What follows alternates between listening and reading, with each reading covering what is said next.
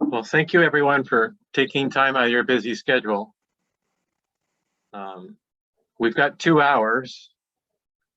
My goal is to finish before that, but we have it if we need it. John, just before you start, I see that we have somebody who is calling in, and I just wanted to see if that might be Bethany by chance on a 707-349-7162 number. That's Sky Hoyt. Oh, hi, Sky. How are you? I'm okay. Okay. Thank you. All right. So I think everybody is here, John, except for Bethany, and she'll probably be joining us, and I'll keep a watch out for her if she joins. Okay. So I made a PowerPoint, and this is informal. If people want to stop me and ask questions, that's great. I would like to get through it by the end of the 2 hours. But it's important. Well, you'll see my goals, but my first goal is really to convey definitions and concepts. So that's the main thing. This is the introduction to the Sustainable Management Criteria, which you'll hear also called SMC. In our industry, we love acronyms. It helps to be efficient, but if you don't know what they are, it can be kind of frustrating.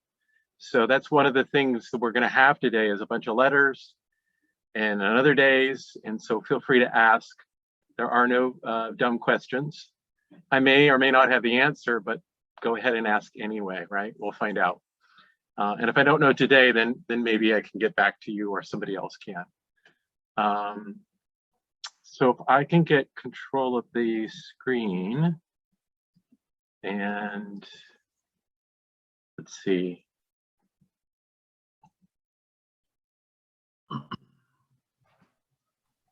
Yes. Yep, okay. You're good, John. Great. So here we are, August 12th, time flies. And we're going to introduce SMC, Sustainable Management Criteria, and proposed representative monitoring sites, which are also called RMS. So here are my goals for this afternoon session. Talk about the concepts and definitions of these Sustainable Management Criteria, answer your questions, and end before the 2 hours are up. Those are my goals, in that order. So I'll proceed, and if somebody has a question, just speak up. You can raise a hand also, but if other people can let me know, if in case I don't see a hand, they can just let me know.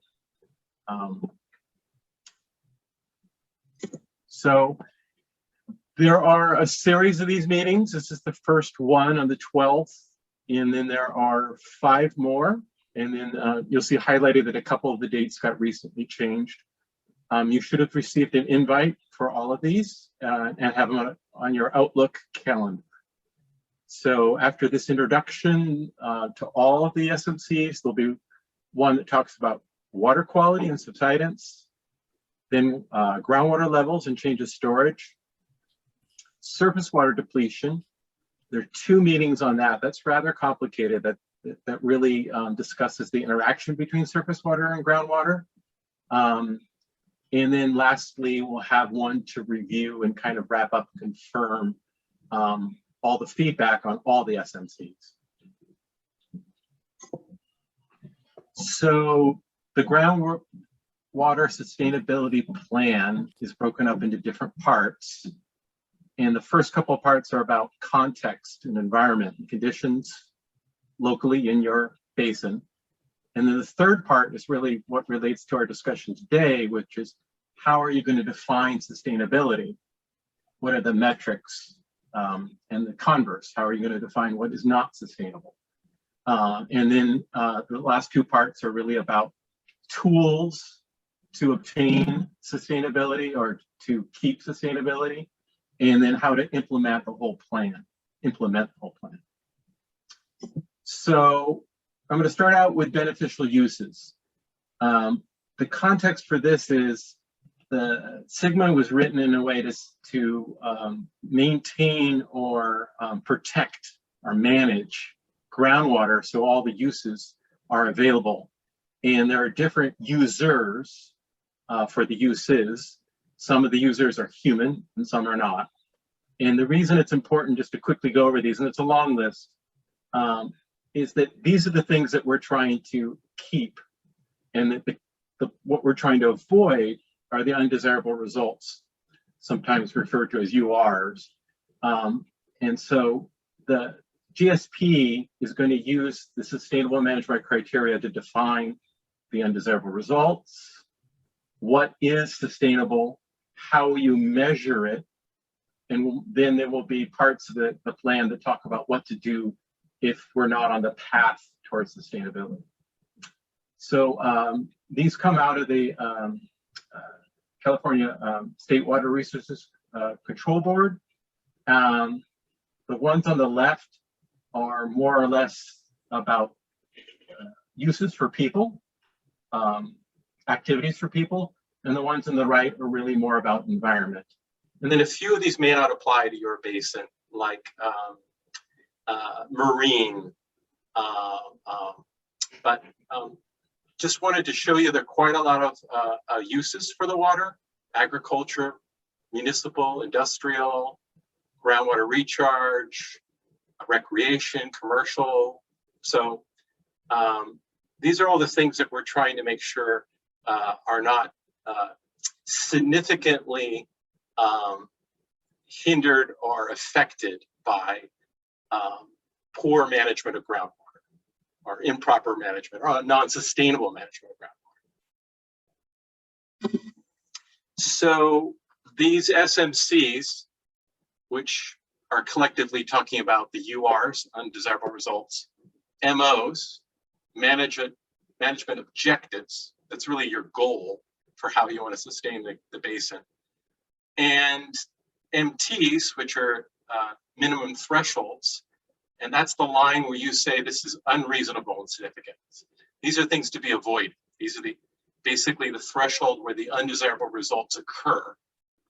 So to define all these things, it's really a mix of information, science, prediction, and then here in the upper left, this is important, it's also policy, and that's partly what you're going to be doing, which is deciding based on the information and our direction and guidance opinion, what is an undesirable result, and how should you decide on that minimum threshold and that measurable objective.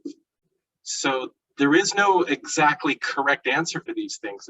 It's your decision based on your judgment. There'll be information, there's things that are relevant, but basically this is a policy piece to decide on these levels. So for example, just as an example, if water levels drop low enough in your basin, some of the wells may run dry. And so we could maybe approximately estimate how many wells run dry. It's not exact science, but we could estimate it. What is the comfort level? What is the policy you want to set? Are you willing to let 10% of the wells run dry? 20, 30, 40? So this is where you come in, and we're going to hear from you. If you want to be very conservative, you might say 10. And if you want to allow more room for growth and development in your basin, and the water levels could drop, it could be much higher number. So that's the policy piece. Any questions on that? Okay. So Sigma set up to define these consequences, which we don't want, called undesirable results. And you'll see them repeated. They have little icons. And all of them but one apply to this basin. So probably the most important one that is actually related to many of the others is the water level. So that's called the chronic lowering of groundwater levels. And what's related to that is storage. There's a direct relationship because the amount of water in the ground is stored in the voids or porous portions of your aquifer materials. And as the water level drops, there's less storage, and there's a calculation or a relationship. The one that does not apply in Big Valley is saltwater intrusion. It's not feasible. So that's off the table. The next one is degraded water quality. After that, land subsidence. If enough water is removed, it's possible to have subsidence. It does occur. It has occurred in California. There are two basic elements for that to occur. One is usually you need clays, a thick accumulation of clays, because clays are a material that will collapse when water comes out of the subsurface, and they will actually deform or not rebound. If these conditions last long enough, and if water levels are depressed enough, they won't recover. They won't expand again. That's not the same with other materials. It's really true for clays. So that's one element. You need a certain amount of a certain thickness, a presence of clays in the subsurface. The other thing is it's just the amount of dewatering and the duration of dewatering. It's an interesting science. It's hard to predict. One way to predict it is if you've had it, if it's occurred, and you can now correlate water levels with that lowering of the land surface, you can come up with a relationship. We don't see any evidence of subsidence in your basin. That's good news. It's not likely to happen. And then one other little complication is that there are really two types of subsidence. And the one that is of concern is the inelastic, meaning it doesn't recover. So that's happened. I worked at the Santa Clara Valley Water District down in San Jose. They have, because of past overproduction, inelastic subsidence, and there are parts of San Jose that are depressed up to 13 feet from historic elevations. It causes problems. The biggest is flooding. Not likely to happen again where you are. So what may happen where you are is elastic, meaning little changes in the land surface, but it's not permanent, it's just temporary. Okay. I won't go on about that because it's really not a threat to your basin. And the last one, which is the most complicated and usually requires more information than we would like, is the depletion of surface water that's interconnected to groundwater. And basically there's one water, some of it's on the surface, some of it's below ground, and there's an interface, right? And there's a flux, meaning some water goes up or down depending on conditions. And if water is coming up from the ground, we call that a gaining condition in a creek. That water that's groundwater comes into the surface water system and supports life, wildlife, and other uses of the surface water, any beneficial uses. We commonly focus on what are called groundwater dependent ecosystems, but basically surface water has multiple uses, which we saw in a couple of slides before. And so that surface water supply, that quantity, if it's being supported by groundwater, and if groundwater is used in the subsurface, then it will slowly, that contribution will become less and maybe even go away. And at some point, theoretically, this surface water system, this isn't the best graphic, this is my hand, but the surface water system and the groundwater system can become disconnected, which means that groundwater may not even ever come up again to support surface water. I'm not going to go into too much in this. We have 2 whole sessions on this topic because it is so complicated. Questions? Comments? Okay. Yeah, I have a question. For the subsidence, you were talking about Santa Clara Valley, I believe. Yeah. Somewhere in the south. Yeah, that's right, Santa Clara Valley. How far back do those subsidence records normally go? Because this one, I think, we only have information from the teens, the 20 teens. Well, I mean, in San Jose, Yeah, like how can you make that determination based on data that's from the last 10 or 15 years, or do you need to go further back in order to make that determination? That, are you saying there's no additional subsidence that will happen, that whatever's happened already occurred? yeah, okay.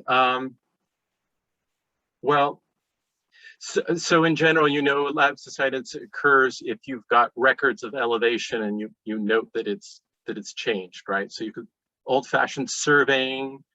There are things called what are they called, Eddie? The extensometers. yeah. So those are devices that are connected to wells to actually measure the amount of displacement or warping of the land, depression of the land.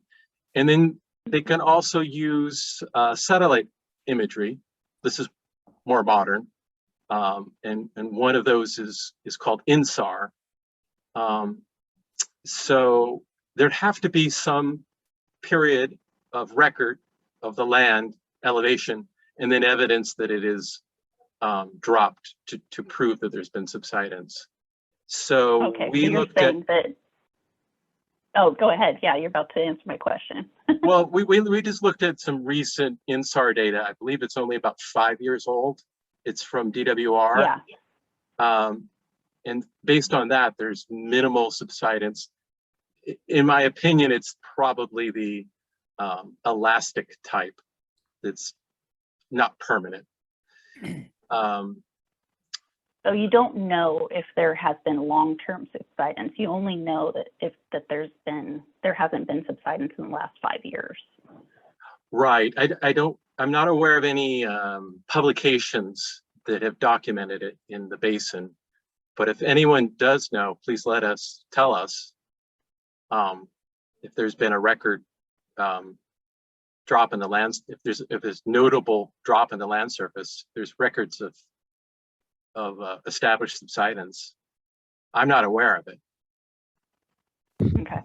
Yeah, this is Eddie. I was just going to kind of add on to what John was saying. You know, typically when we see subsidence that's related to groundwater extraction, they're in more prolific, deeper aquifers. You know, we're in a relatively shallow aquifer system, and you know, with water levels that generally haven't changed very much, you know, in the last decade or two. So I don't think we've seen any. I know we looked at, like John mentioned, some of the most recent INSAR data.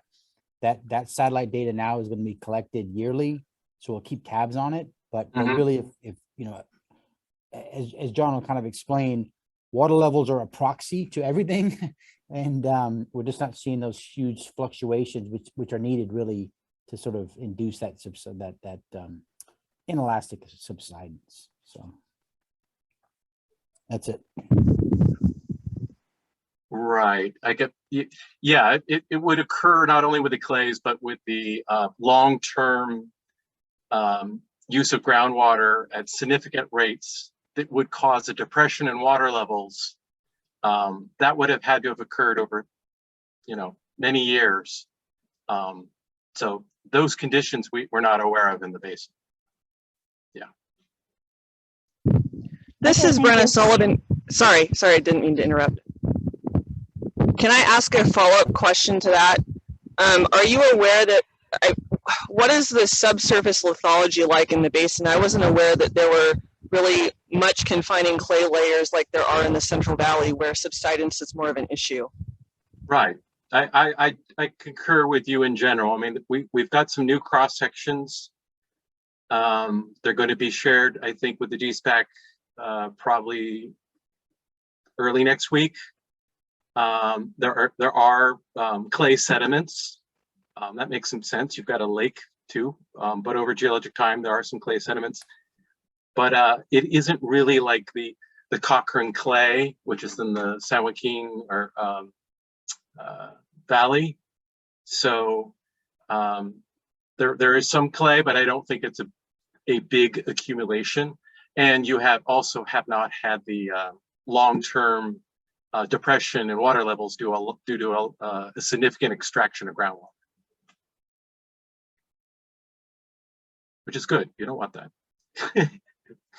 I don't think it's likely to happen. I mean, but this is part of what, so basically, well, these are the undesirable results, and we'll define what's unreasonable, including the amount of subsidence. And as Eddie said, it really all ties back to water levels. So we may have a threshold for subsidence, and another for surface water depletion, and another for water levels. And if we correlate them all back to water levels, there's going to be a driver. There's going to be one of these that's probably going to happen first. So we would change management or practices, or create new projects in the basin to avoid that first trigger before the other triggers even occur.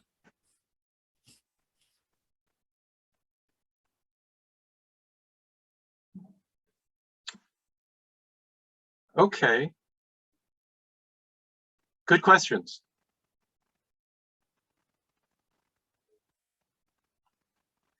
Hi, John. This is Sarah. I just had a comment.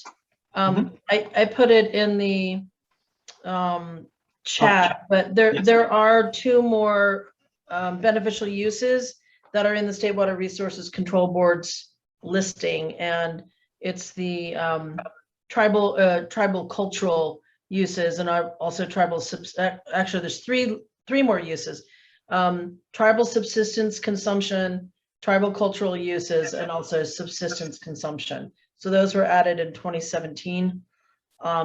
And I will put a link in the chat for where to find out more about those. So they are in the state documents, and our water bodies around the state are being designated for those uses as we speak. Thank you very much. I didn't see that. I went online and I must have missed those. Yeah, no worries.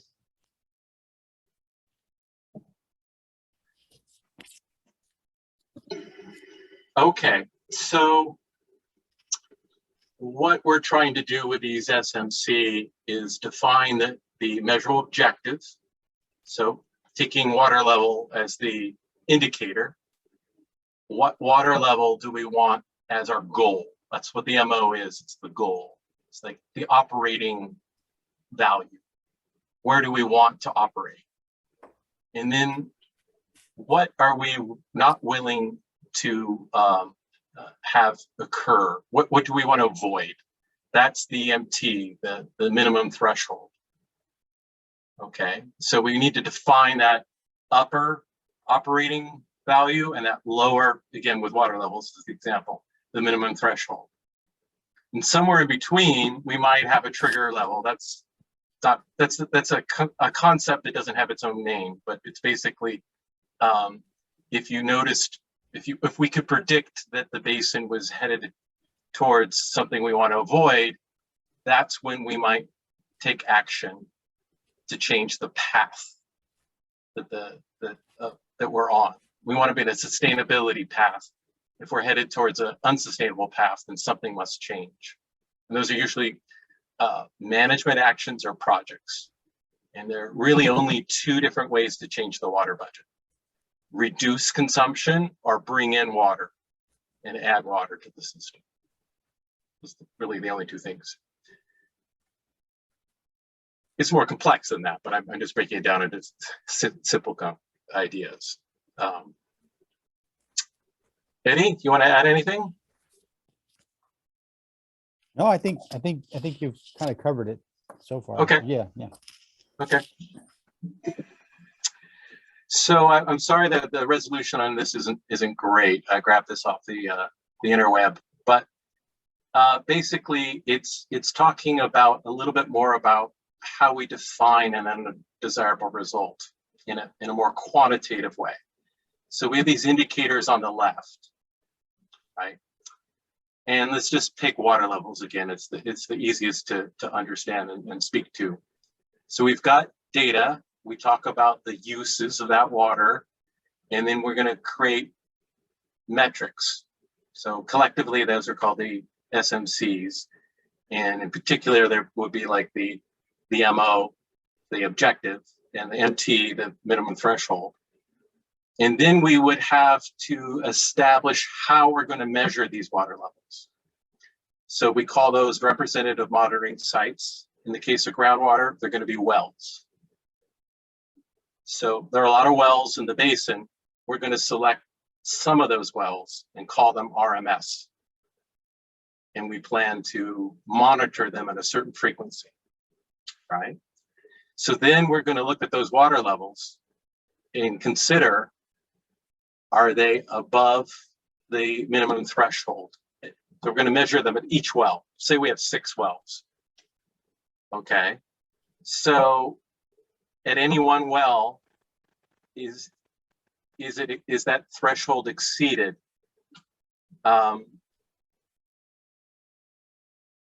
So if the answer is collectively no, none of them, then you're not at the threshold.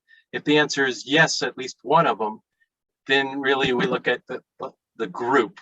So Sigma is about sustainability at the basin scale. So we want a distribution of wells that are kind of represent the whole basin. And then we will develop a metric. So it's the combination of those wells. So for example, if we have 6 wells, we could say if 2 of the wells water levels drop to the minimum threshold, that's our definition of an undesirable result. So that's down here, the combination piece. So 1 well, maybe it happens. 2, now that's the trigger, the whole basin. We consider that we've met the minimum threshold, and that's an undesirable result.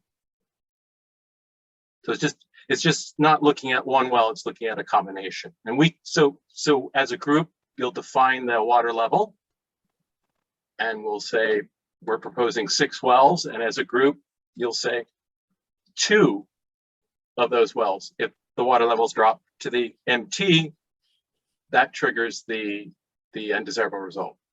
You could decide it's 1 well, you could decide it's 3. So it's all part of the formula, the makeup, your metric. And then just speaking from experience on other plans, you know, it's I mean, ultimately we all need to kind of agree on an MO and an MT for, you know, in this example, a specific well location. And I think, you know, we're fortunate in that we're working in a basin that, for the most part, water levels have been pretty, I would say, flat. They haven't changed very much. But again, as we get into the specifics of the individual SMCs, you know, later through this month, we'll get a chance to look at the hydrographs, and, you know, it'll be a little bit easier to kind of visualize, you know, based on input from you all. So. Right. Yeah, this is still fairly abstract. And I have some graphics of the locations of wells, and I have some hydrographs if you want to see some real information. It's a little less abstract. Well, John? Yeah. Sarah here.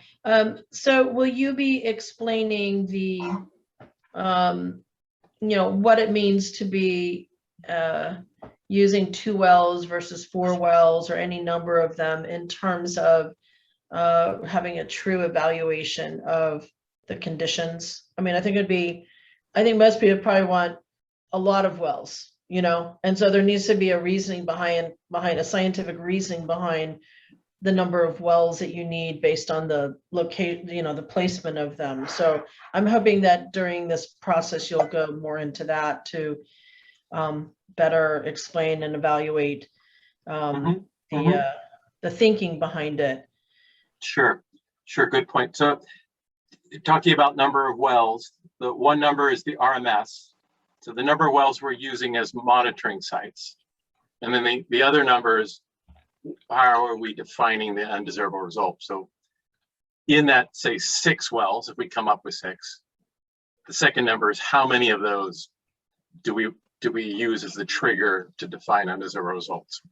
That second one is policy. that's kind of your policy. Like, how sensitive is this to, how sensitive, how quickly or easily do you want to consider that we could have undesirable results? If you're concerned, you would just say 1, right? There are little, there are considerations, right? What if there was a localized problem? It's only part of the basin. The water levels drop there. Do you want that to necessarily trigger the undesirable result for the whole basin? It's your choice. That's the policy piece. The 6th piece, I'll talk about a little bit more. It has to do with our data and what level of effort going forward. So I'll talk about that in a minute when we look at the RMS. Hey, John, it's Sky Hoyt. I have a question or a comment. Yes, go ahead. Okay, so I'm stuck on your statement about the only way to influence the water budget is to reduce consumption, and I get that, or bring in water. Now, over here in Lake County, we've got a big thing on the Mendocino coast where they're talking about moving water on rail cars. And when I hear bring in water, the big thing that I think is missing from that statement is to increase groundwater recharge. And to me, that's one of the huge issues is how can the land managers in the basin increase the recharge of groundwater? And the phrase bring in water does not convey that. Okay, that's a casual phrase. Sorry. So I mean, it's basic accounting, right? I mean, you can reduce how much you use, or you can add water. So water,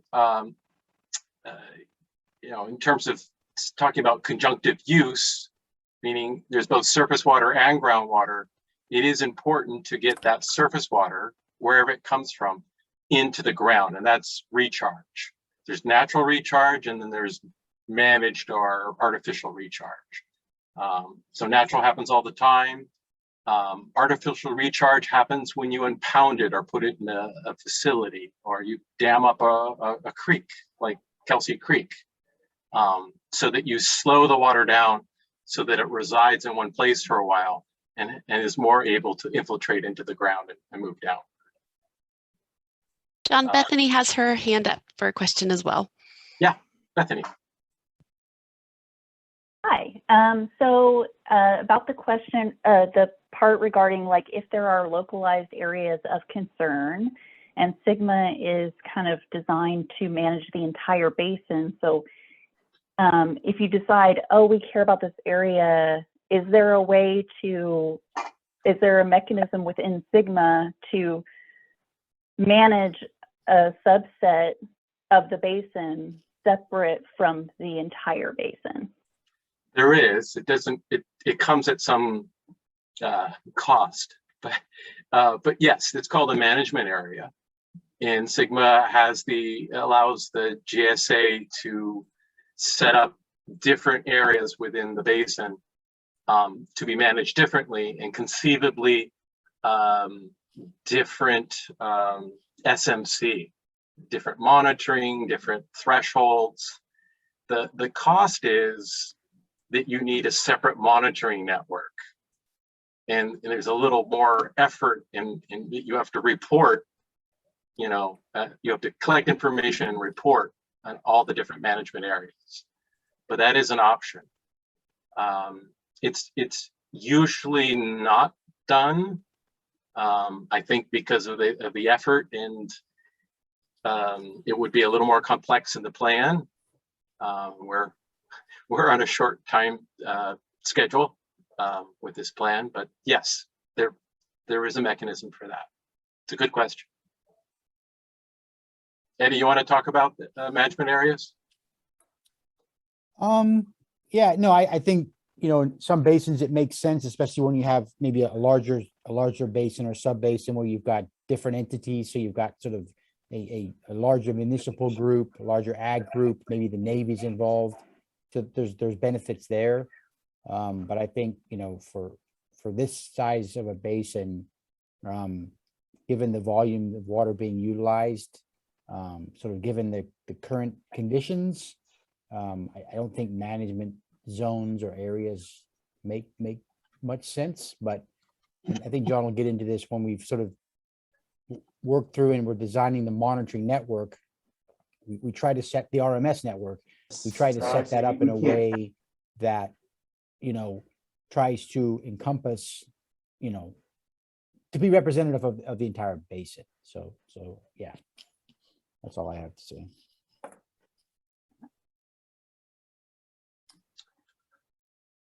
Okay, so we're back to these indicators, and you're going to see them over and over. But essentially, there is a way to measure each of these, and there are some options. It's usually water level. So you'll hear sometimes that water level is used as a proxy. So the first one is lowering of groundwater levels. There's no proxy. It's groundwater levels. Storage, water levels are usually used as a proxy, but another way to do it is to actually measure the water that comes in and leaves the subsurface, the groundwater system. So you can estimate water consumption, water that comes out of production wells, or you can actually meter it. So you can have a water budget and accounting system to do that, or you can measure water levels and then calculate the relationship between water levels and storage. So that's easier to measure water levels, but those are two different ways to measure the change in storage. We don't have saltwater intrusion. Yay. Water quality. So this one is interesting because this one's not really a water level proxy. This is really sampling water, groundwater, and determining what water quality is acceptable. There are a couple different methods within that. You can measure it from a certain number of wells to have a threshold or a concentration that you're comparing to. You could, if you had some plumes, you could contour those and talk about the size or the volume of those plumes.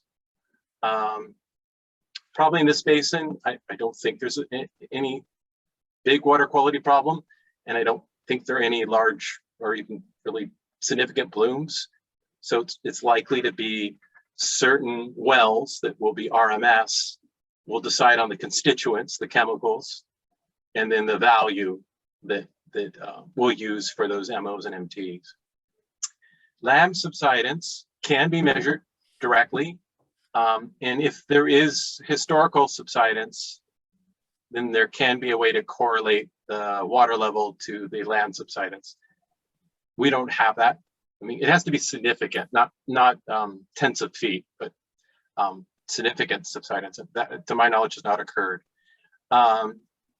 If land subsidence does occur in the future, and we are monitoring both the land surface and water levels, we may be able to come up with a correlation. That's the good news is you'll have data for correlation. The bad news is you're having significant subsidence. So that can be measured directly, the land subsidence, through surveying or the remote sensing, the INSAR. So DWR right now is using satellites. They're measuring the land elevation on an annual basis and putting it up on their website. And that's likely what we'll use in this basin as a metric going forward, is those INSAR values of land elevation. And surface, yes. Surface water depletion is pretty complex. So as I was saying before, it's really about the amount of water in a gaining condition that comes up from the ground into the surface water system. And if you use enough water, less of that groundwater is going to go up into that system. So that depletion, that amount of water that's no longer coming up into the system, that's how the metric, that's how we're defining the undesirable result, that depletion. So ideally, you're going to measure that volume of water. That's hard to measure, kind of like land subsidence, in that we would have to have enough data to make a correlation. So we have surface water elevations and groundwater elevations, and are they correlated? Now, we have seen some evidence of that in some places. So we'll see what we can do. We're looking at it, but it's quite possible that we'll use groundwater elevation as a proxy for this undesirable result. And John, Peter has his hand up for a question. yes, Peter. Just a kind of a clarification.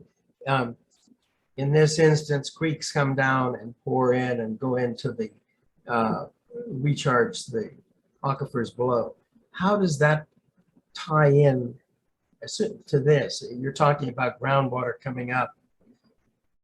And that's the situation you're talking about. This is a little puzzling to me because it sounds like groundwater coming up and creating. Yeah, I know, and I don't have graphics right now. I mean, I do have some on a drive I could show you, and we will have a couple sessions on this topic. But basically, in a profile view, if you imagine you've got a creek and you're looking at the above land with trees in the sky, and below land, you know, subsurface, and you've got water in the creek and you've got groundwater. So within that creek, water is either leaving the creek system and recharging the groundwater system, and that's called a losing condition, or groundwater is coming up, it's under pressure, and the elevation's high enough that it actually exits the ground and comes into the creek, and that's a gaining condition. So within a creek, that gaining or losing condition, basically water is going up or down, can change year to year, with season to season, and even along the creek in different reaches. So it may be at the headwaters up in the hills, groundwater is deeper and you have losing conditions. But as you go down the reaches towards the lake, and groundwater becomes more shallow, maybe under pressure, then you're more likely to have gaining conditions. So that's one of the difficulties with this analysis, is groundwater is relatively slow and not dynamic, but that's not the case for surface water. Surface water flow and conditions change rapidly, right? And so really to define that interaction, that flux, you need information along the creek and over the year, or over the years, over weeks or months. You need a finer time scale measurement to really understand what's happening. Where groundwater, you could measure the water level 4 to 2 times a year and get a sense of water levels. In a creek, ideally it's weekly or less. Thank you very much. That's helpful. Oh, you're welcome. Sorry, pictures help. There are pictures for this, and if there's enough interest, I can try to find it and put it up on the screen. John, I believe Maritza is finding that and posting that right now for everybody. Oh, okay, excellent. Yes, so it's on the chat if you want to pull that up. Oh, awesome, awesome. Thank you, Maritza. That's okay. Did my screen change, or do I have to share? I think I have to share, right? You have to share. Yeah. Wish I found a quicker way to do this. Okay, did that make a difference? We can You see can it. see it. Okay. So these are block diagrams, cartoons, right? So there's a creek in the middle, and this is the interface between the saturated and unsaturated zone. And if this groundwater is high enough, it's actually above the invert, or the bottom, or the thalweg of this creek, right? So anyway, water's coming in, it's called gaining. If the water levels are higher in the creek than the groundwater, it's losing. Water always goes from high pressure to low. So here it's going from high to low, and here it's going from high to low, because the elevation out here is actually higher than the creek, even though it looks kind of subtle. It is. Thank you. Oh, we got more. What's this? I'm not sure. Disconnected. I think, John, it just shows Disconnect. you. Okay, right. Yeah. So so basically there's this dynamic is different along the creek from the hills to the lake, and it changes throughout the year. But if the groundwater were to drop long enough, you actually get an unsaturated zone in here, and it's not connected. So if water levels in this condition in the ground were to go up and down, it no longer correlates to the water levels in the creek. There's no continuum. They're independent. The creek will continue to drain into the groundwater system, but when groundwaters rise a little, that does not mean the creek rises, because they're no longer in communication.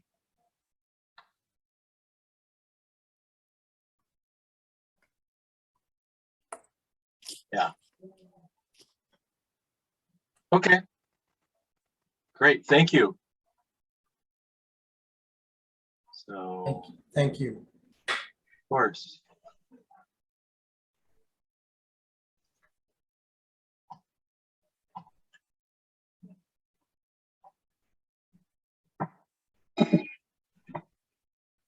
How are we doing on time? Good. All right. So the RMS, the representative monitoring sites or network collectively, are, here's the definition. I'll let you read it.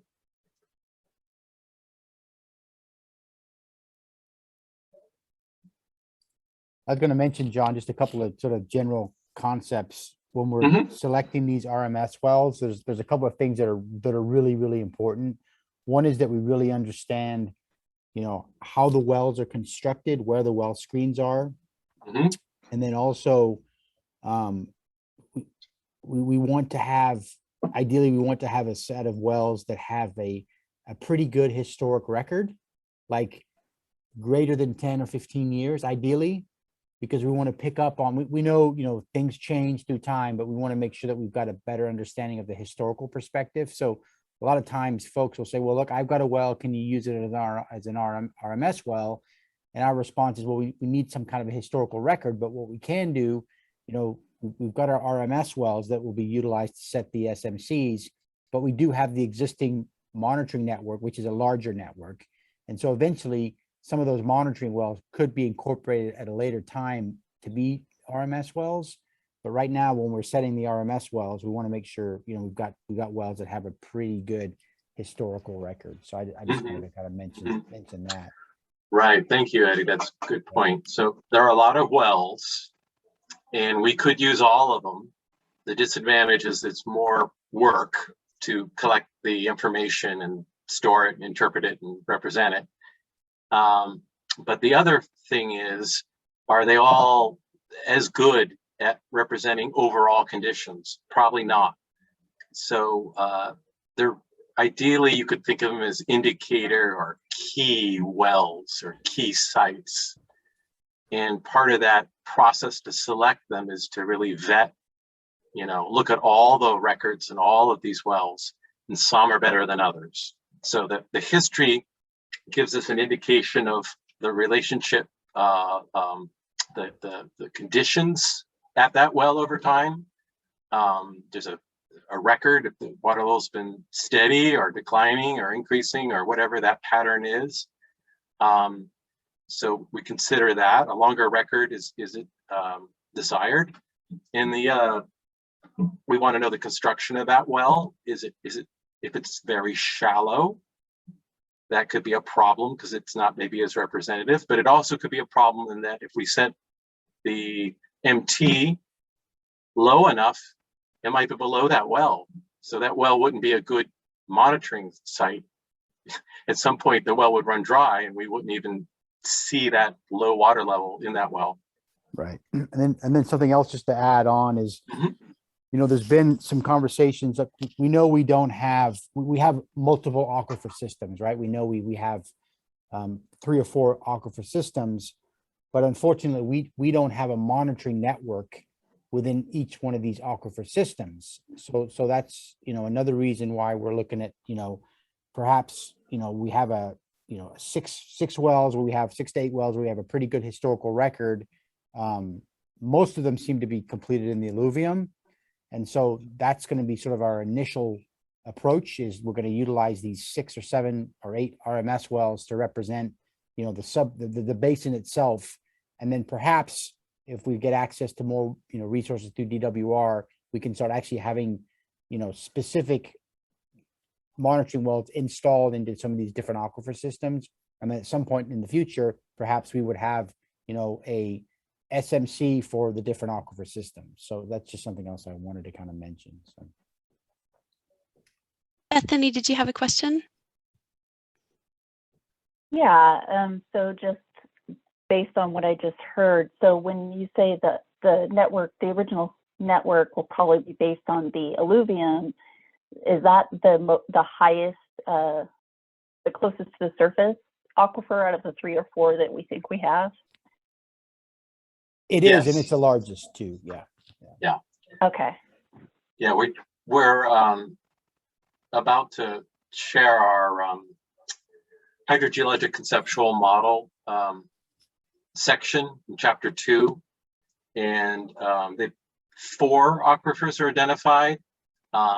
There's a bedrock aquifer, the alluvium, there's the volcanic ash, and one other, which eludes me at the moment. And really the volcanic ash and the alluvium are the main water producing aquifers.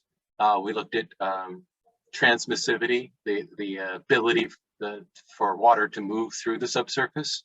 And those values are highest in the alluvium and the volcanic ash aquifer. And part of what Eddie is talking about is that our monitoring, our knowledge of groundwater conditions in all these aquifers, they're limited in the other 2.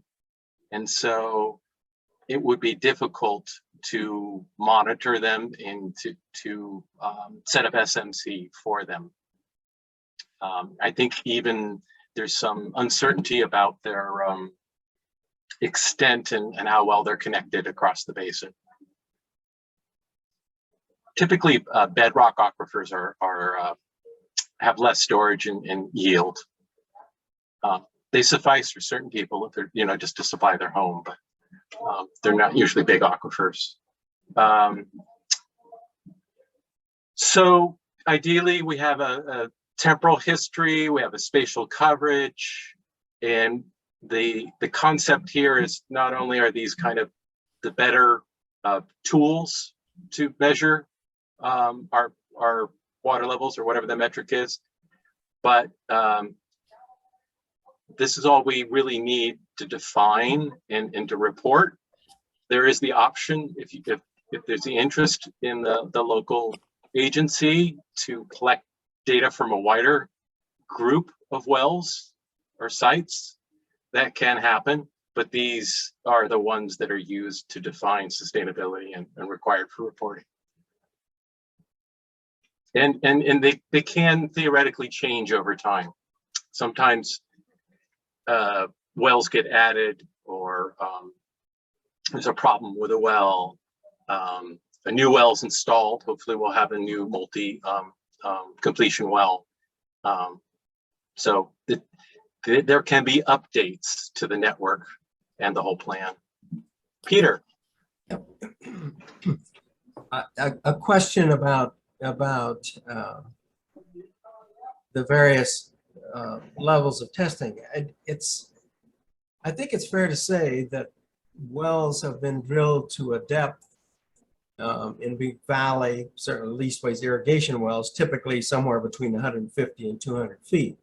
They've not gone any deeper than that, I suggest, is because there's been inadequate supply of water at those depths for the purposes of irrigation. In other words, for the purposes for which the wells were drilled. But that doesn't answer the question of whether there are aquifers below that in greater depths that might be accessed in some way for some beneficial purposes.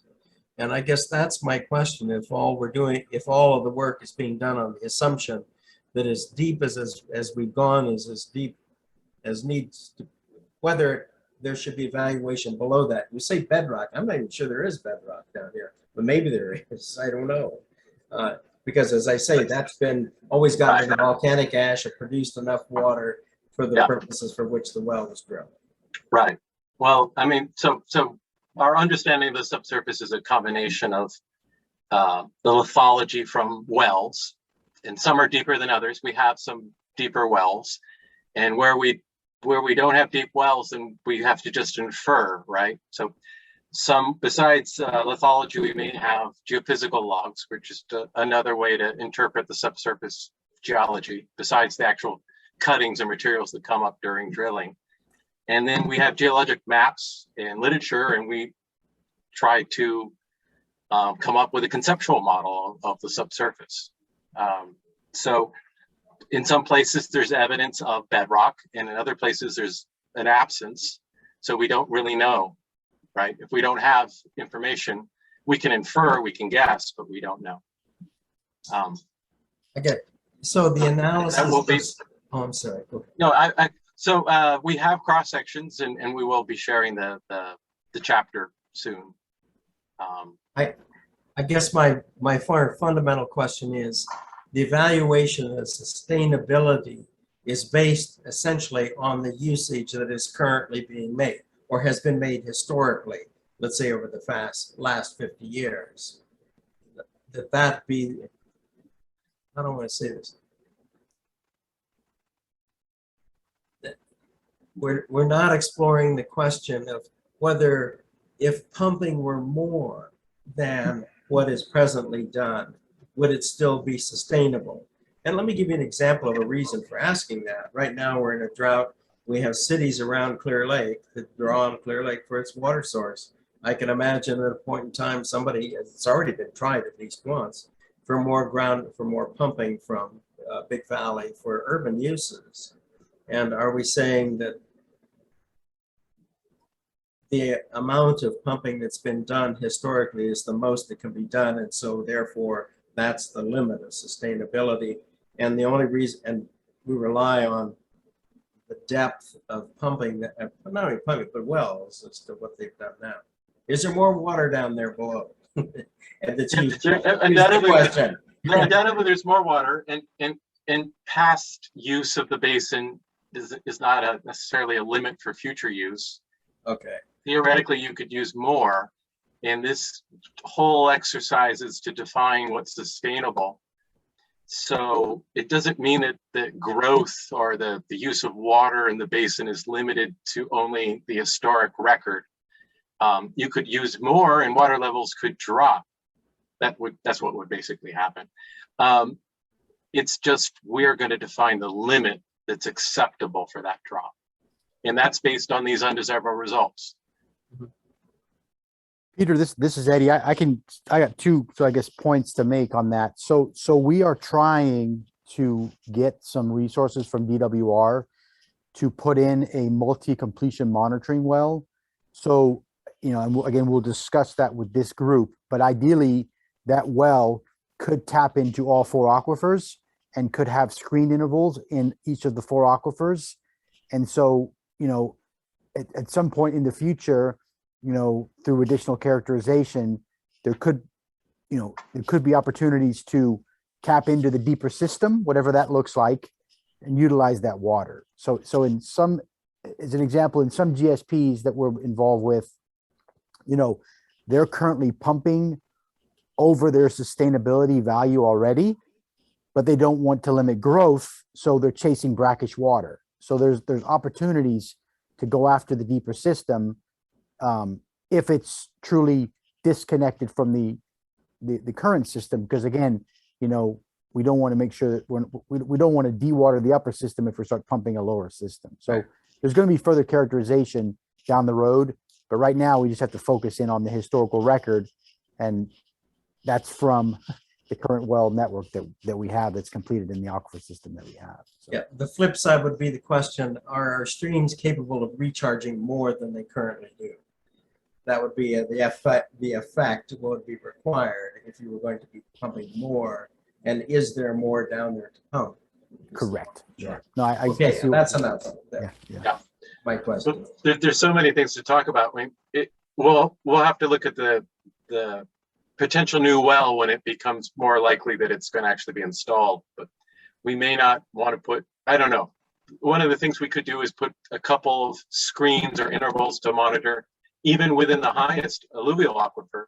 Maybe one of them is very shallow to focus in on maybe the surface water groundwater interaction. So those are decisions to be made down the road when it looks likely that we'll have a well to install.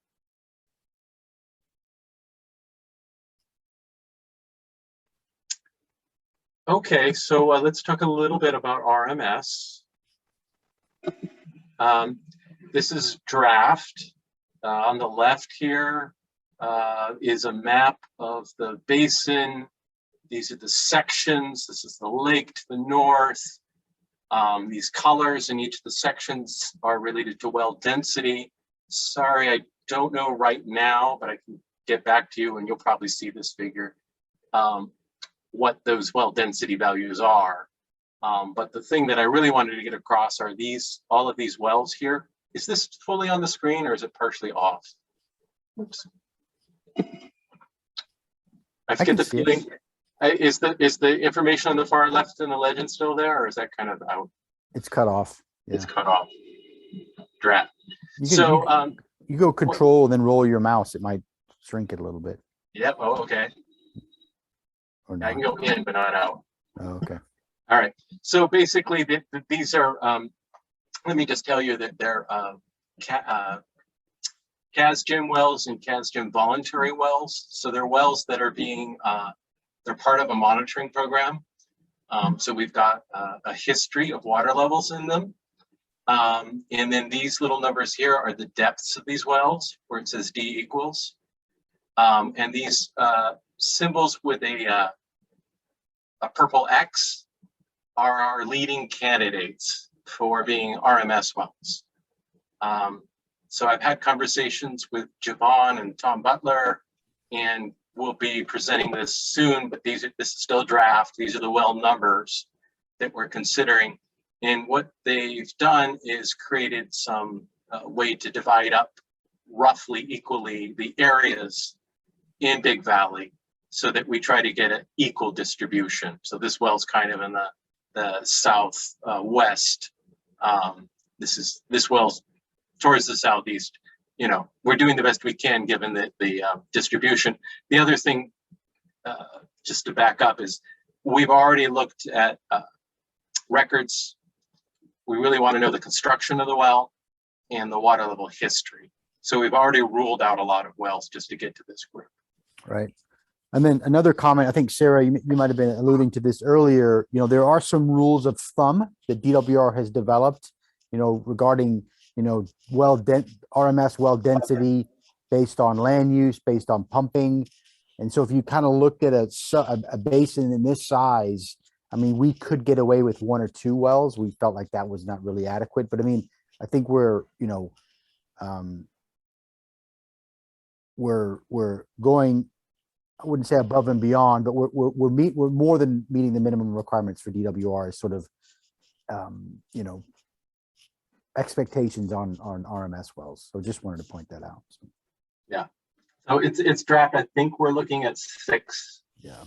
For water levels, and then we're considering the same 6 for water quality, and then adding 1 of the 2 production wells in addition to that, W7 or well 8 or 7. Those production wells aren't shown on the map yet? No, they're not. I agree. I cobbled the presentation together from and added that in. You're correct, Scott. They're not. We don't actually have that I know of a map yet for the water quality network. It would be the 6 water level, and then we'll put a symbol in there for the production well that we select. These two have I think, longer history than some of the others. And then another thing to kind of point out is with this INSAR data, so for regarding subsidence, we can actually utilize the INSAR data, so we can pick the approximate location or the pixel from the INSAR data to kind of align with the approximate location of our RMS water level location. So ideally we can get water levels, water quality, subsidence from that same RMS location. So that's just another thought that we've been sort of talking about internally. So.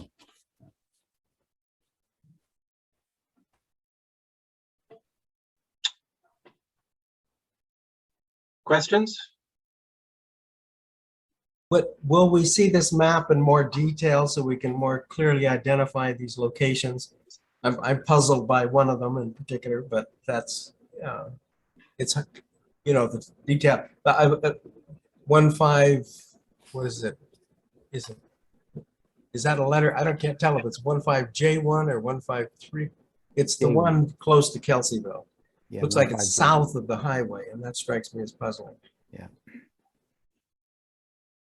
Can Yeah, you see- Peter, what we've done, Peter, in the past is we can create a KMZ file. So folks, you know, if, you know, perhaps they don't have access to GIS, that they can use Google Earth.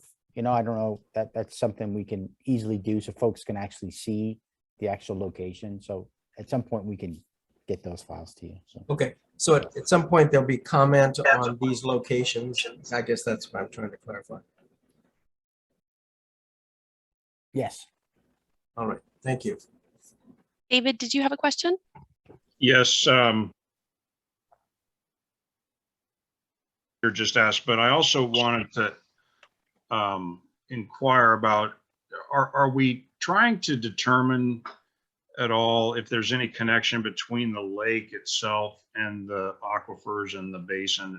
And if so, are these wells that we're going to be used for monitoring, are they going to give us that information, or do we need to be closer to the lake or any of that?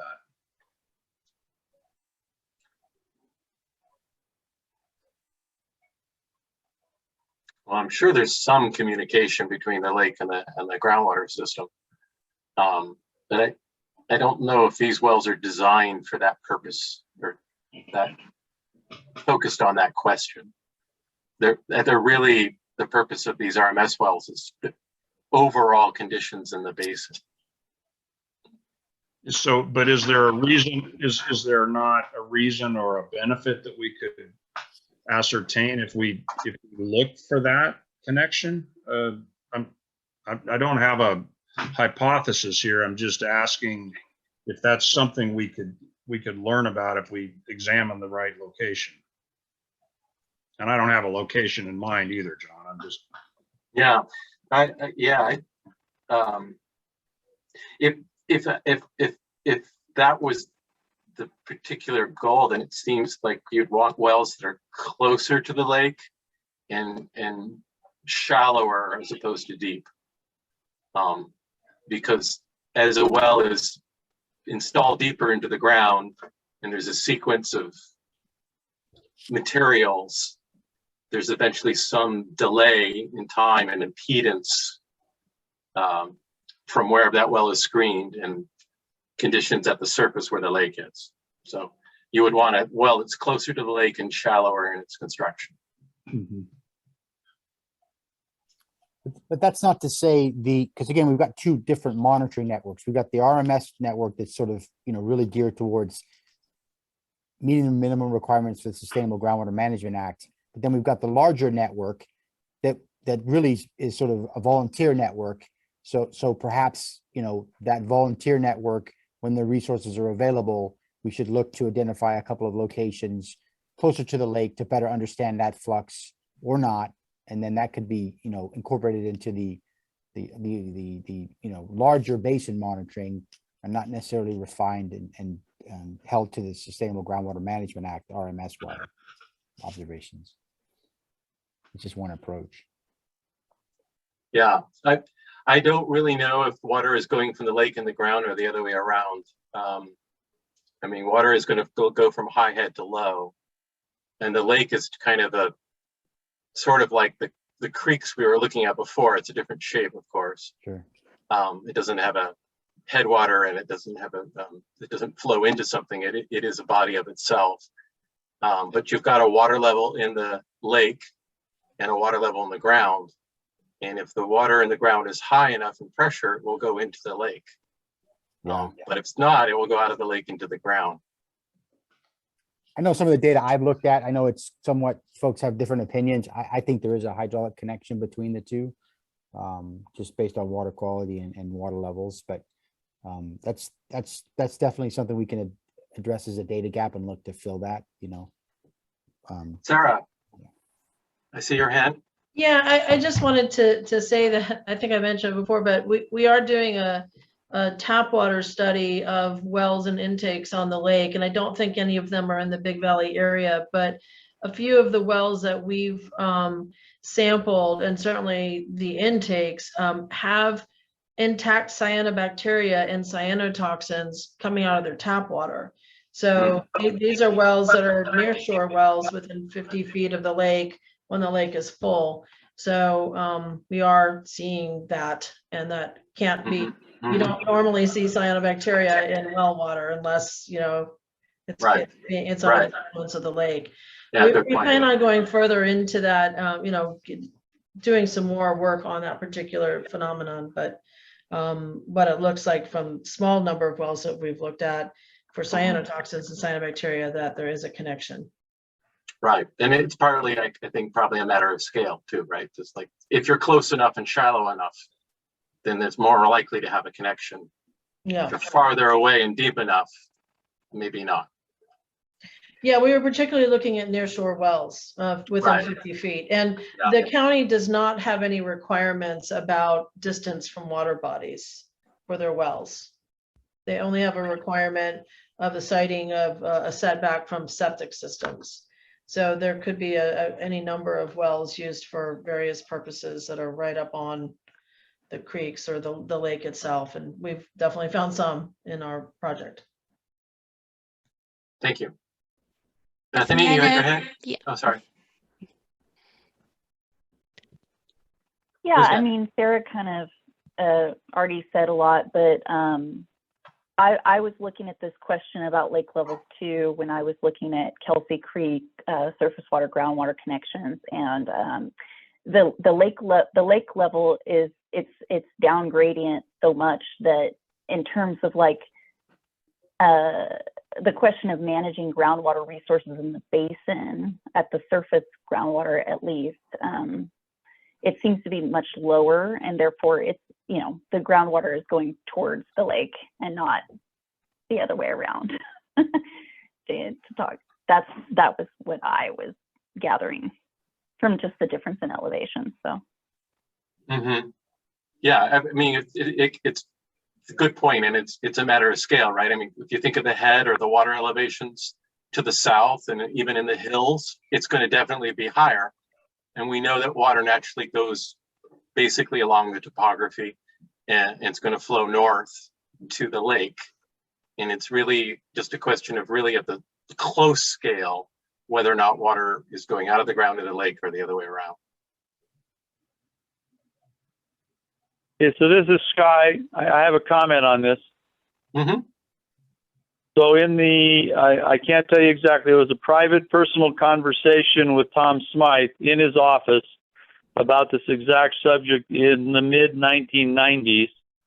And he was, I can't remember his exact title, he was the chief or head or director of Lake County Water Resources at the time. And he told me, and I was talking to him specifically about my Waldo Lane well, which is near Soda Bay Road in the Big Valley Basin. And he told me that it was his belief that the groundwater in Big Valley was sealed from Clear Lake by a biological slime. He said during high lake water levels that the flooding in Big Valley was held back because the water couldn't leave Big Valley. But when the lake level went down, the groundwater in Big Valley was held back, sort of like a separate higher elevation reservoir. He explained that to me in no uncertain terms, and he seemed to have like around 99% certainty about that. So that's a recollection of mine. I heard Sarah's comment a few weeks ago, and I found it fascinating. And I still think that if we look, the farmers know that lake water has boron, and I think if we don't find boron in a groundwater well near the lake, we can't really figure that the lake water is going in there. But maybe that's overly simplistic. Well, I think also, Tom, what we can do in the GSP under the projects and management actions, we can develop a project to kind of look at that. And, you know, again, there's going to be a lot of resources coming down from DWR in the future. So we could, you know, do some kind of geochemical analysis, kind of similar to maybe what some of the work that Sarah's done to kind of better understand that interaction. So, yeah.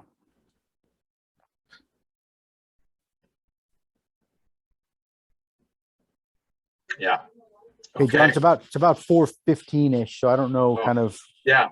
where we're at, but I only have a few more slides, but let's okay. see if there are more questions. I'm going to go to the next slide. We can always go backwards. Just another, this is a bit of a review really, but it's the definitions of these terms. So the threshold is a numeric value, and that's based on both of these are for each indicator. So water level, water quality, so on. And that value represents the undesirable result. We do not want to go past that threshold. And the objective is also quantifiable. And it's really our goal. It's the operating, where we want to operate the basin. You can go below this, of course, but this is the goal.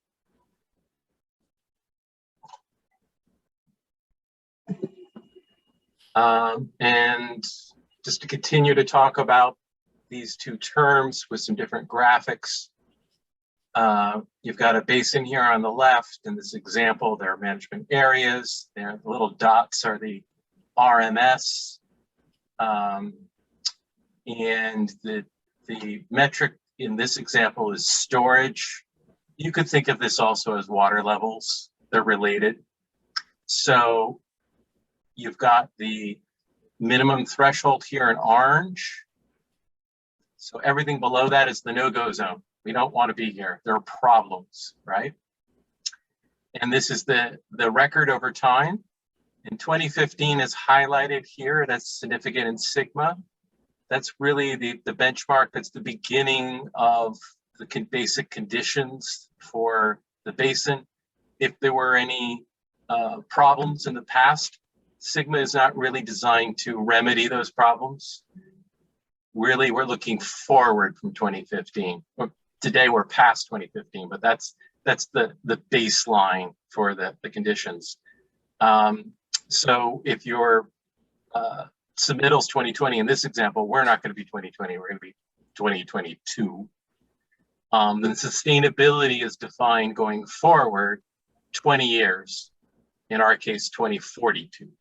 Okay, so submission date 2022, you need to be sustainable in 20 years. So they give you time to obtain sustainability if you need it.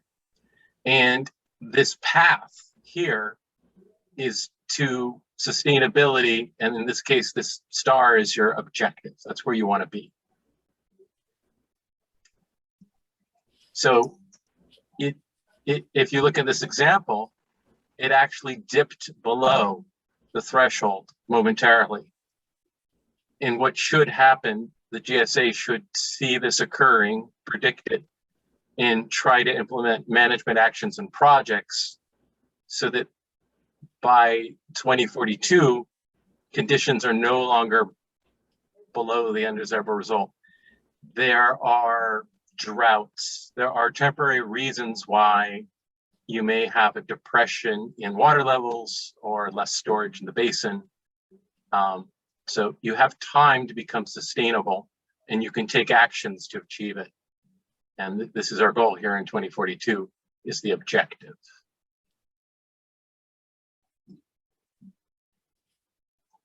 Questions, comments?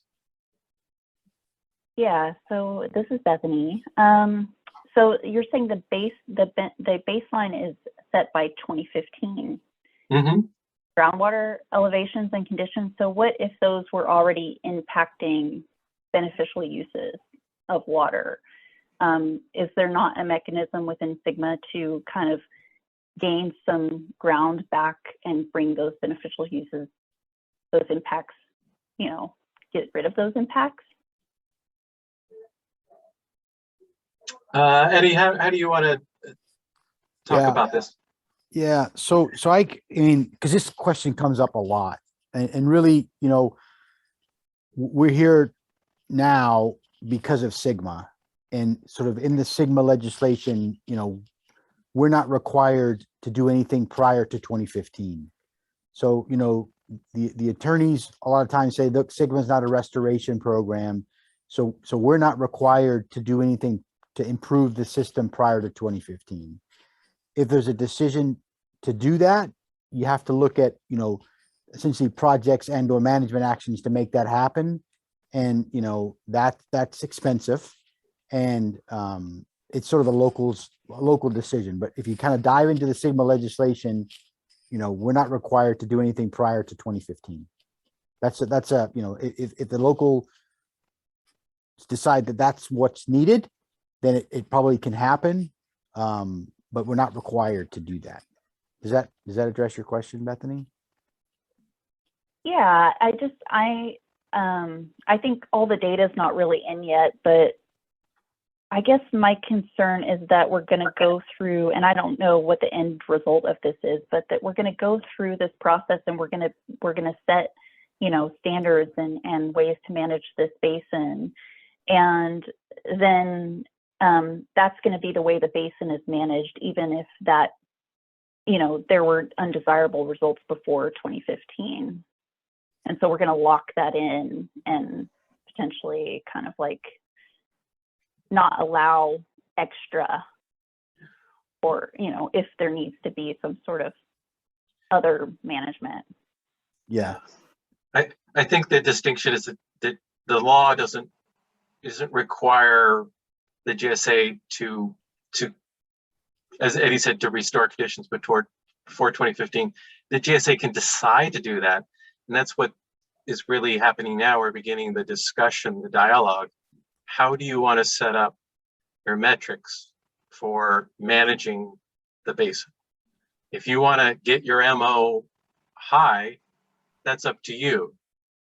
That would mean that you need to manage your water in a way that you don't use too much, or you're efficient with it, or you somehow put more of it in the ground, right? Because you're saying your standard is a higher water level, a higher amount of storage. So if that's your operating condition, then that's your goal, and you can also raise your MT high.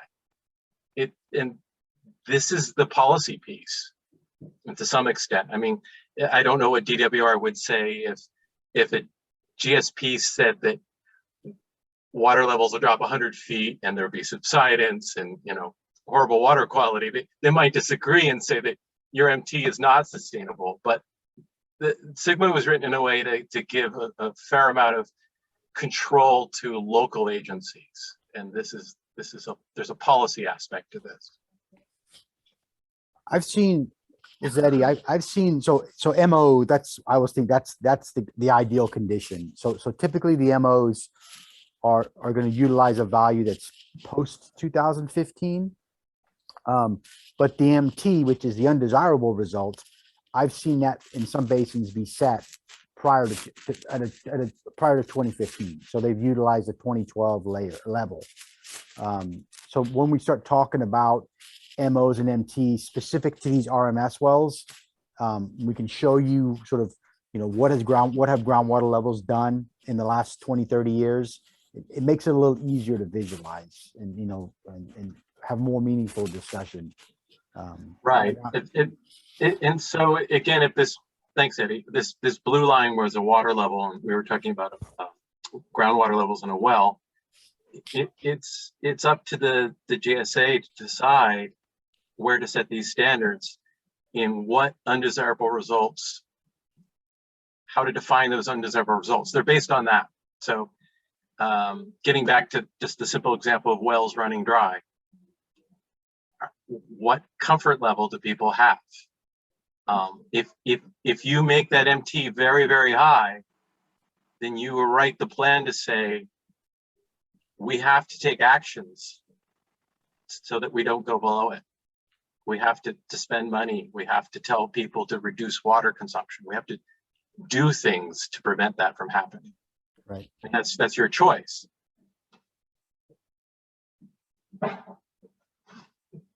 It's easier said than done. So yeah, that's why we've kind of set this group up to have these discussions, because they're not easy discussions to have, but right. We have to do something.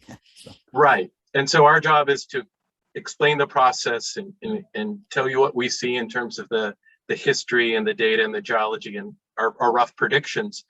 And you as a group will decide where you want to set these values, and you may not agree.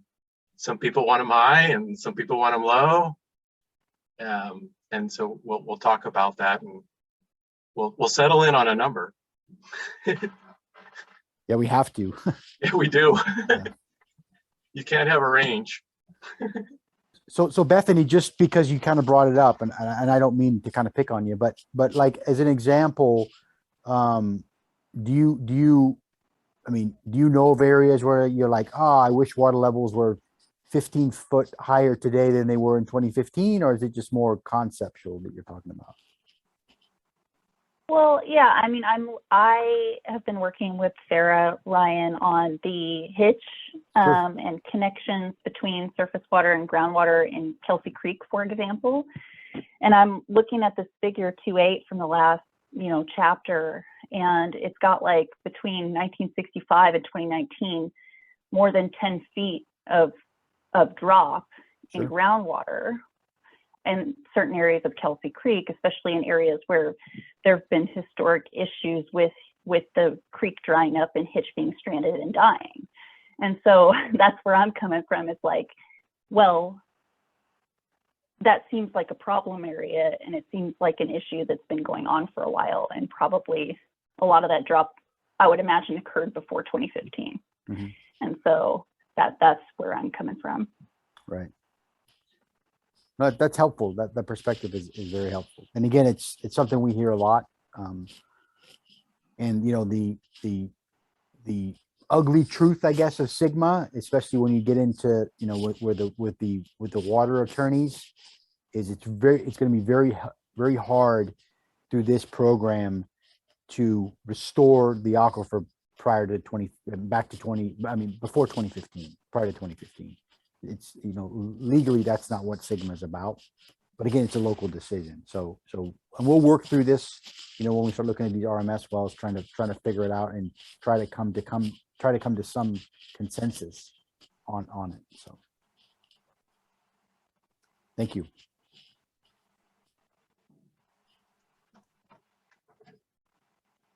Okay, we're at 4:30. Should we go to the next slide, or anything else on this one? Okay, it's really basically the same thing, just a little bit more to introduce. So interim milestones are set up so that we have a 20-year horizon, a 20-year path from wherever we are today to our measurable objectives. And every 5 years is our interim milestone. So we just have a certain water level, and wherever we are, we say, well, this is where we want to be in 5 years, 10, 15, and boom, 20. Okay, so we set up some intermediary numbers. Those were simply what they are, to help us understand that we are on the path. Because what we don't want is to be in a position and then all of a sudden expect in the last year to jump, right? We need to be moving towards it in a somewhat steady process.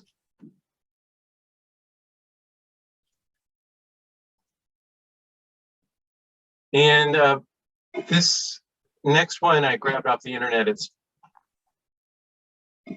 forgive me if it's a little hard to read, but all I'm trying to convey here, whoops, too late, go back. Okay, so is this concept of a path. Whatever condition we have today and where we want to be, there's a path. And depending on your basin, there are different paths. And that's all this I'm trying to show here. This is on the x-axis is time, groundwater are on the y-axis, and here's your objective. And in this situation, water levels are higher. And so it's a nice path down. You're actually using water, right? Water levels are going down. You're taking some water out of storage. In this example, B, water levels go down, and then you have to come back up to get to where you want to be. So Bethany, that's an example maybe where if folks decide to go that route, path B could be a way to, you know, get more water back into the creeks or something. But again, that's a decision that, you know, that folks can look at. So it just right. So here's right. Good example, Eddie. It's 2015. This slide was made 2020 was today, right? So conditions here are below the minimum threshold and the objective. So the basin is already in an undesirable result condition for one or more metric. Here we're just talking about water level, because this orange line is the MT. And this last one, we're above the MT like in path A, but we do need to come up to get to our measurable objectives. So it depends on the indicator, but I just wanted to show that they're different paths. They're different really starting points.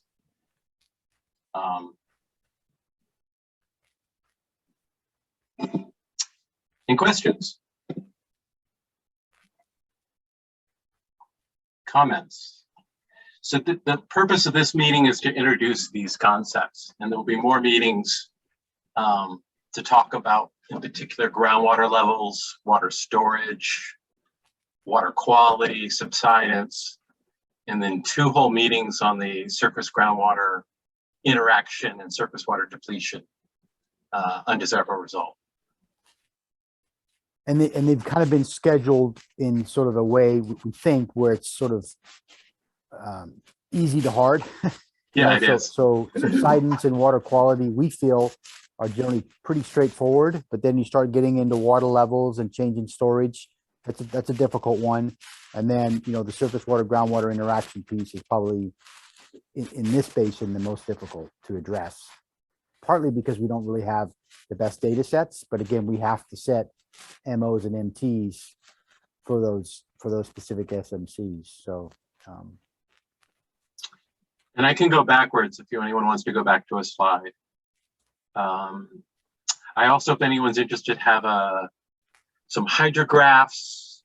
I can go to the DWR website. I don't know if anyone's seen it. You can do this on your own, and they have a Sigma map viewer, and you can look at the INSAR data. There's very little subsidence.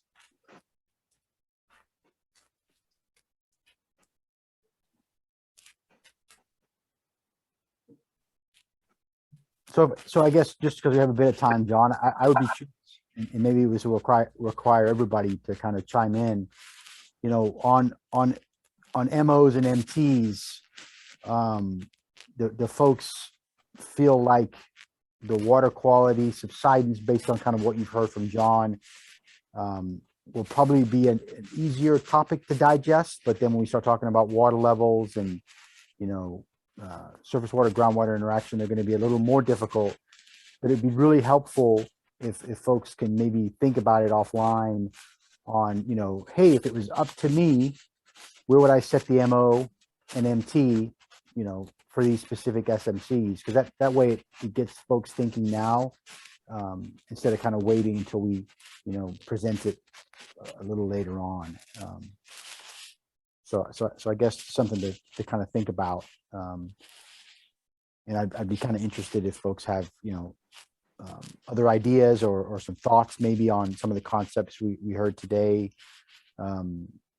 Does everybody really understand kind of where we're headed with these SMCs and the MOs and the MTs, and that this is really, when these plans fail, at least what we've seen in DWR's initial review, this is where they kind of fall apart, because it's one thing to kind of present the geology and the hydrogeology, but it's how we define sustainability is really, really important. And we want to make sure that, all stakeholders get their opinion, and we try to incorporate that as we sort of develop these MOs and MT values. So anyway, it's really, really important to kind of, think about it and then obviously try to get some agreement on what these are going to look like.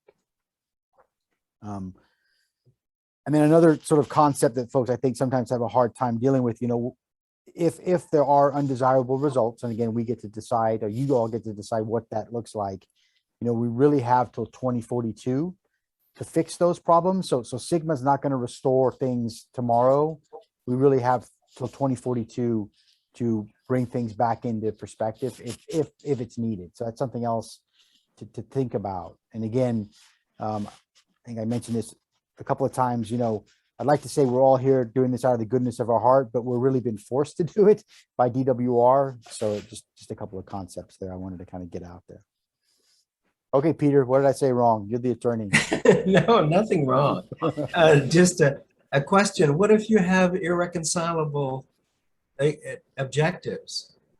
You can't, in other words, and I'm trying to look at my notes here to get these, but to do one is at the detriment of the other, and vice versa. I mean, not all winners, I don't think, in this equation, unless I'm missing something.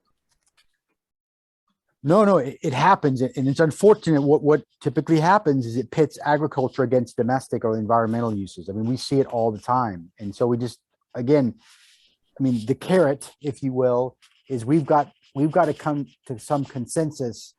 Otherwise, DWR is going to come in, and there's going to be, then we don't have the local control. So I think we just have to keep that in our mind as we kind of work through this, and we'll kind of find out when we get into this thing. But my hope is that we can come to some sort of consensus. Sure. It gets to governance, right? Yeah, exactly. And so my comment on this is what I think is so extremely critical. Absolutely rock bottom, it's the bedrock of all of this, has to be, is that the facts are sound. Meaning if the facts are not correct, then that will lead to decisions that are not sound. And it doesn't take a scientist to figure out that we're framing up a battle between hitch and agriculture. Mm-hmm. Doesn't need to be that, I can tell you that.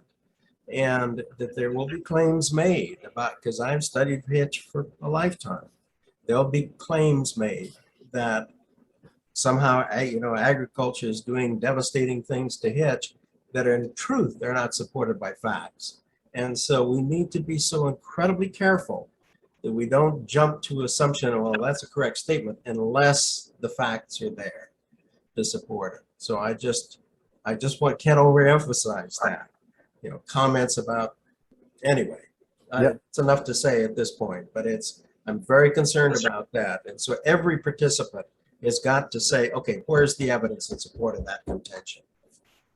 Right. No, I agree. And a lot of times there's a lot of hearsay, but ultimately, the data, which in this case mostly is water level data, is what we're going to utilize to sort of define these as MOs and MTs. And it's, I talked about the importance of having a historical record. I mean, that's really, really important, because that sort of takes away the hearsay in the sense that we have data to look at. So.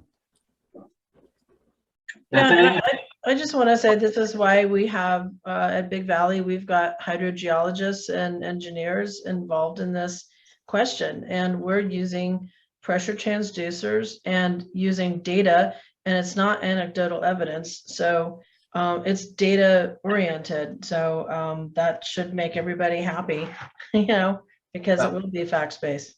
Yeah, and I appreciate that, and I'm glad that that's true. The real issue will be on hitch behavior and timing of spawning runs, for example, and historic patterns in that regard. So it has to do with the hitch behavior is the biggest part of this. Once we establish the behavior, in other words, we have the data regarding the stream behavior, if you will. So. Bethany, is your hand still up? Did you want to say something or just left there? Yeah, I did. But I'm glad Peter and Sarah got a word in because I did feel like I was talking a lot. But if you could maybe go back to the figure with the different paths on it, path A, B, and C. And then I'm looking at path B, and I'm seeing a couple things. I'm seeing that it is actually possible to set a minimum threshold based on a condition prior to 2015. If it's shown that we're already at a point where we're below this minimum threshold where undesirable effects are occurring. And I'm also seeing from this figure that there's a measurable objective that's even above the minimum threshold. So it's possible to, seems to me, set the framework to be like, here's the minimum where we want to be at. But it would be great if we were over here in 40 years, but we're not going to be held to that, like, we're going to be held to the minimum and not the let's try for something better, is what I'm seeing. Right. It's okay not to achieve the MO, but it's not okay if you go below the MT. And if you think you're headed towards the MT, you're actually supposed to start to take action to avoid it, not find out it's going to happen next year. So it just seems to me like there's some space here with what we're talking about, the ag and the environmental stuff. There's space for both of those things to happen, is what I'm seeing. There's room for, let's try to get the environment, let's try to bring back some of these beneficial uses, and, you know, let's also have space for ag as well to you know. That's, anyway, I don't know if I'm saying that well, but that's what I'm seeing. Thank you. Yes, so what I've heard from DWR is, you know, we're not going to be judged on meeting the MO, we're going to be judged on avoiding the MT. So I think what you're saying is, you know, you've got the MO, which is, again, the goal, the objective, and then you got the MT, which is the undesirable, we want to avoid it. We've got this operational flexibility between those two end members, if you will, to sort of manage the resource, you know, in a way that benefits everybody. So. Right. Yeah. And I think the future discussion on subsidence will be very easy. If you want to think ahead, the water quality one is most likely the metric is going to be, we're going to decide on the RMS wells. There's going to be sampling once or twice a year, something like that. And then we're going to have to decide what constituents and what value. So that's a little harder. TDS is commonly used as a general indicator. It's the total dissolved solids, or kind of how saline the water is. It has a secondary MCL, maximum contaminant level. It's really for aesthetics, taste, at 500 ppm.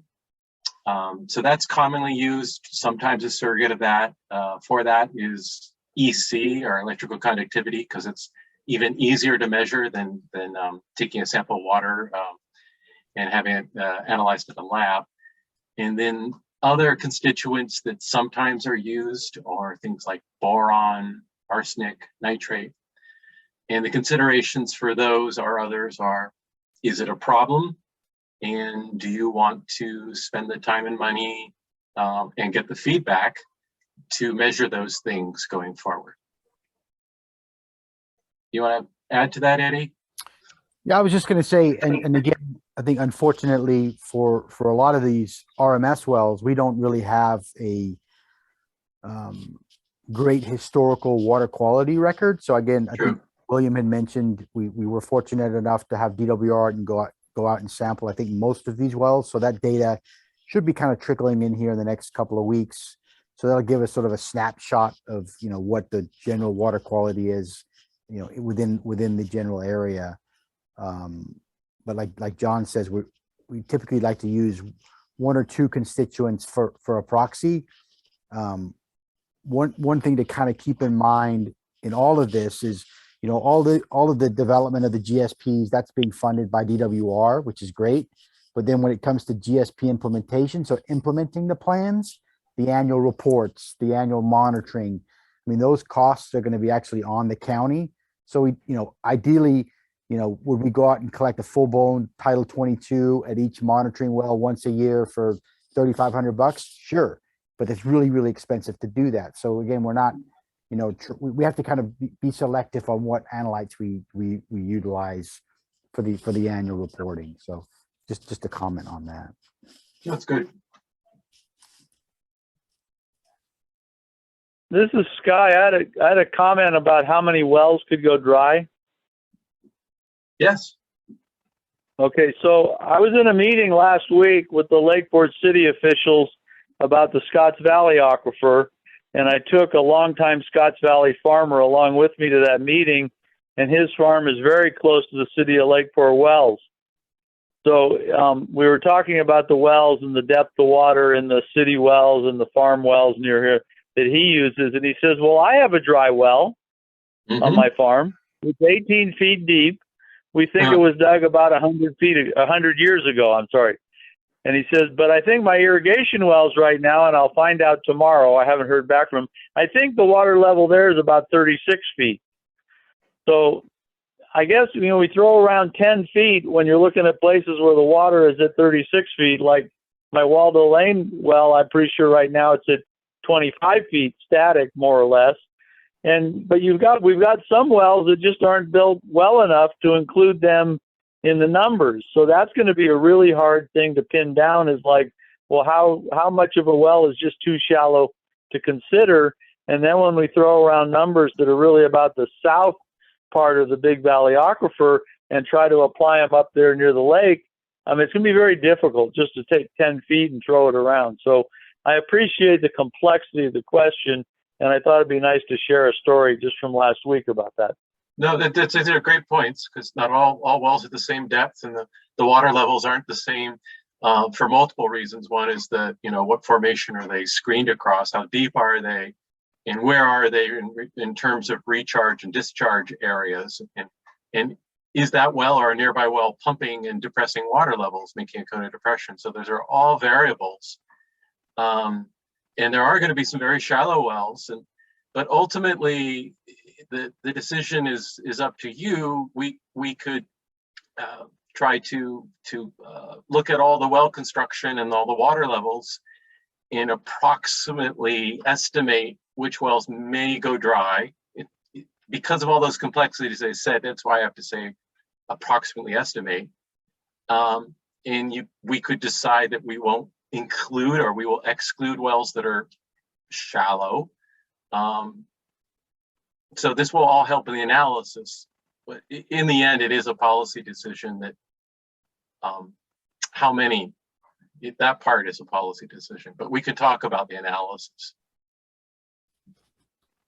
We've done this exercise in Tehama County, and it got a little difficult in areas with big changes in topography, because we talk about depth to water, and if you look from one location to the other and there's a big change in the ground elevation, then water levels in one well, that depth or depression or drawdown in a well might be quite different in another well nearby if there's a big change in the land surface elevation.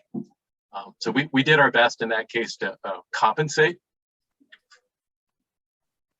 I think also, Sky, you do bring up an interesting point. You know, if a well was installed to 18 feet back in the 40s and it's dry now, you know, should that be, you know, should that affect the, you know, where we set the MT? So as John had mentioned, we're doing this up in Tehama County, and some of the folks were like, well, you know, we can't really, you know, utilize these older wells to set the MT. So there was a decision made in that county where they said, if you've got domestic wells that have been installed, you know, prior to 1980, we're not going to factor those into the analysis because generally they're a lot shallower. So again, there's some policy decisions that need to be made, but it's really not fair. Again, in your example, to say, well, the well was, you know, 18 feet deep, installed such a long time ago. You know, you're probably not going to get water levels ever back up high enough that well will be operational again. So you have to factor that into the analysis.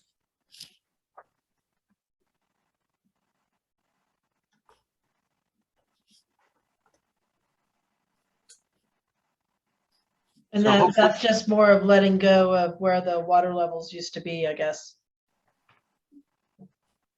Correct. No, it's a good point, but it's true. Yeah.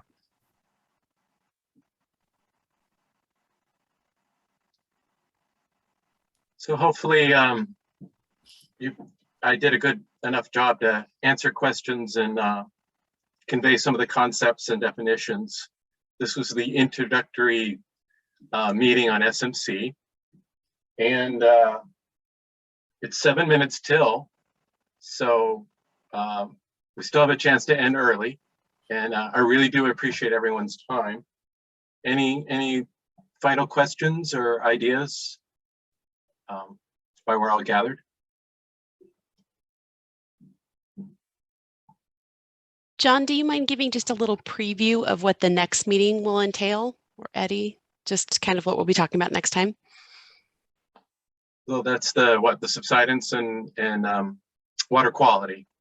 So I think subsidence will be pretty straightforward. I think we're gonna suggest our advice is to that you probably don't want much subsidence going forward at all. You haven't had much; it's not likely to occur, and I think we'll recommend that it be INSAR data as close as possible to these RMS wells. That's the easy one. Water quality is going to be also, you know, based on these RMS wells. They don't have to be exactly the same as the water level wells, but I think they're going to be very close. And then consider what constituents you want to use. TDS, nitrate, boron, arsenic. As Eddie said, we're going to get some new results. Some of the water quality data, the data set is old. So not necessarily indicative of current conditions. We don't know.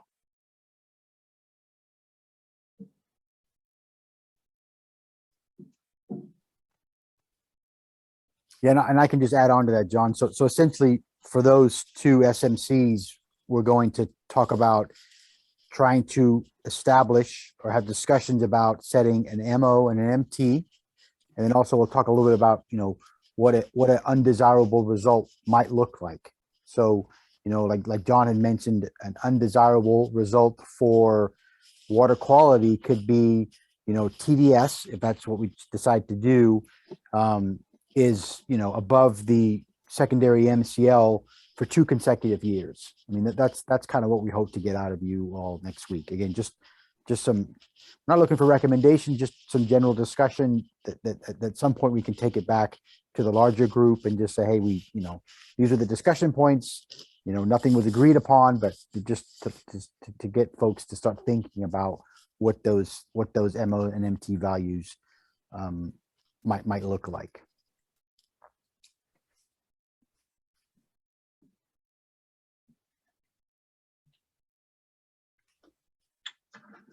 Well, thank you, everyone. But it's going to take a few meetings to get this all worked out, but hopefully you got a good introduction today. And I appreciate your time. good questions, good dialogue. So, thank you. Thank you.